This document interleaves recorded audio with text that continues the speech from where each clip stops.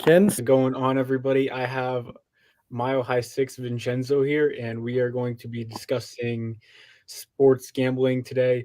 Yep. And we're going to be discussing the upsides, the downsides of it, our experiences with it. So, yeah. Yeah.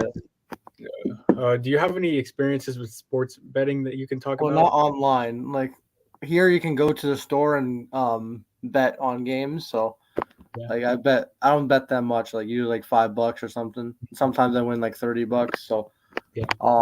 if I hit on like over under, but yeah, those are my only experiences. I didn't do it online yet, but yeah.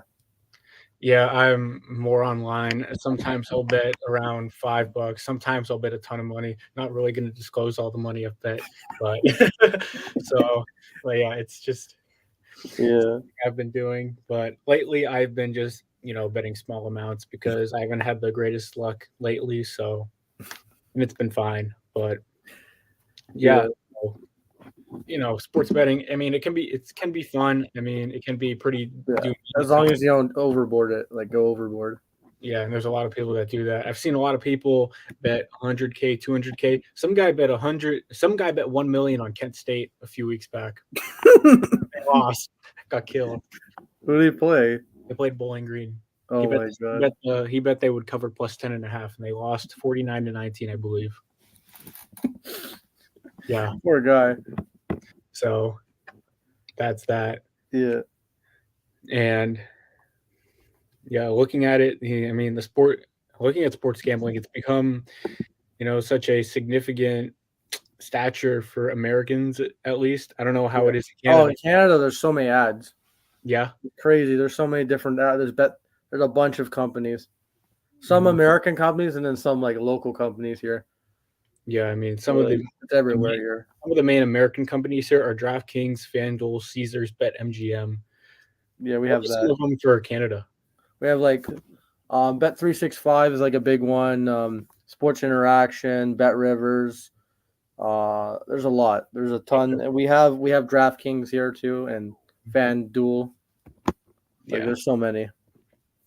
But one thing I've also noticed about sports betting, it feels like a lot of sports leagues, at least, were kind of against the idea of sports gambling. But it feels like over the past couple of years, uh, organizations like the NFL, the NBA, MLB Yeah. have partnered up with DraftKings, FanDuel, and that's what's increased the presence of sports betting, especially on ads. So, Yeah, it's everywhere, and now they're like it's included in like pregame and all that. So it's more included in today's sports landscape. Like a few years ago, it was taboo. Like 10 years ago, you weren't seeing that much mhm, sports gambling, like advertised on broadcasts.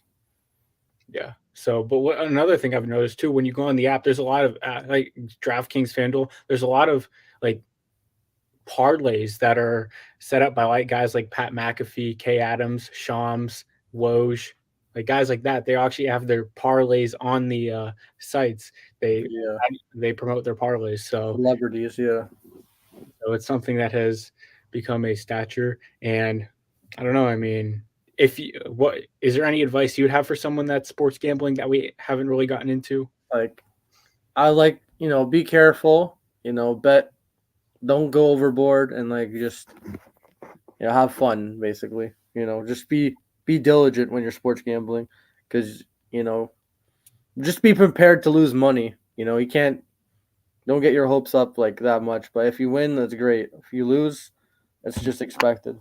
Yeah. Yeah, I would say the same thing. I wouldn't, prepared to lose money. You're going to win some, you're going to lose some. But yeah, one thing that, here's something I can say: if you're betting a lot of money, I mean, the payout can be huge, which is definitely something a lot of people look forward to. But the risk in the, and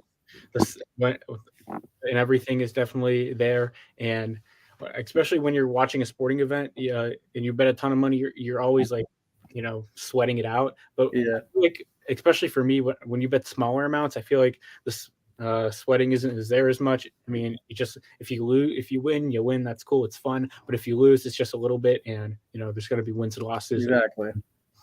so, but yeah, I mean, like the Super Bowl, they'll have a ton of ads new ads when it comes to sports gambling.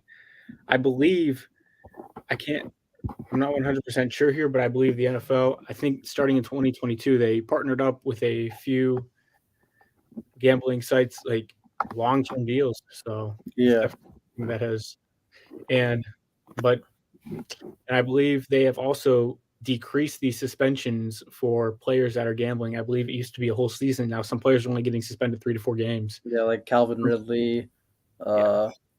one of the players for the Broncos did. So Jamison Williams. So Like Nicholas Petit-Frere, the offensive tackle for the Titans, he was suspended 6 Yeah. games. I think they reduced that to 3 games. So the NFL has kind of taken it a step back when it comes to sports gambling. So that's something that has caught attention. But yeah. Is there anything else you wanted to add? Oh, also in Ontario, they're banning like players and like celebrities from doing gambling ads here. So like in February, it's done. Like there was ads with Austin Matthews and hockey players, Wayne Gretzky. They're gonna be gone. It's gonna be like normal Joes really and that. So here, I think it's a little bit more strict. Yeah, I can understand banning players though, because that definitely looks. It looks bad. Yeah, it does. So it's a lot of ups and downs with sports gambling. Just got to be careful and all that. So Yeah, play at your own risk. I appreciate anyone that's listening here, and that's our discussion about sports gambling here. So Yeah, go Kent State. Go Kent State.